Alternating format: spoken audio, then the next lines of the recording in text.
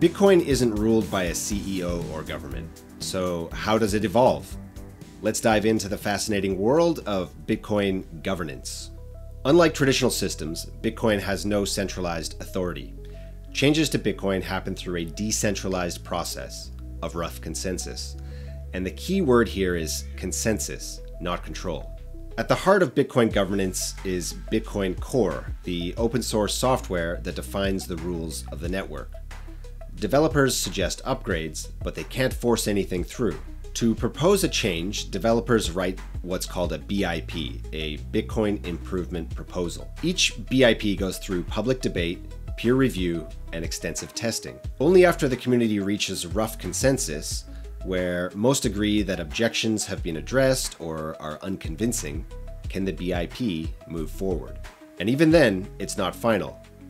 Core developers may add the change to Bitcoin Core, but it only becomes real if nodes, or the people who voluntarily run the network, install the update.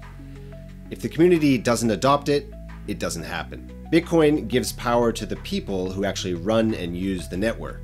Now, there are two main types of upgrades. Firstly, there are soft forks. These are backwards compatible, meaning nodes running the old version can still interact with those running the new version. Then there are hard forks. These are not backwards compatible. So if the community can't agree, the network can split into two separate blockchains. In 2017, a movement called the User Activated Soft Fork, or UASF, proved this system in action. When miners resisted the SegWit upgrade, as it was called, users took control by running BIP 148 software. It worked. Miners eventually followed. It was a historic moment showing the power of grassroots governance.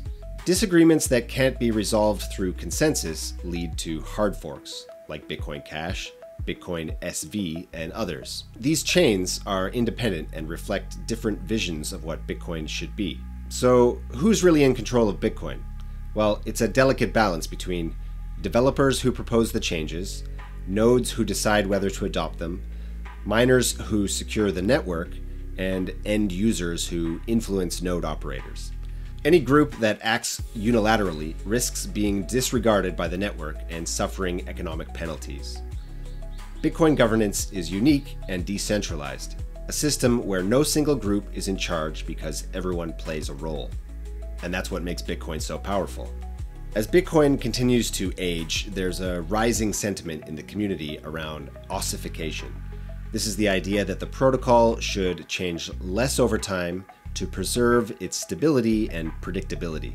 This is why Bitcoin upgrades today are extremely conservative, reflecting a shared desire to protect the foundational principles of decentralization, security, and resilience. Want to participate in the future of money? Start your journey by getting the Bitcoin.com wallet, which allows you to manage your Bitcoin and other cryptocurrencies without relying on centralized third parties like exchanges or banks.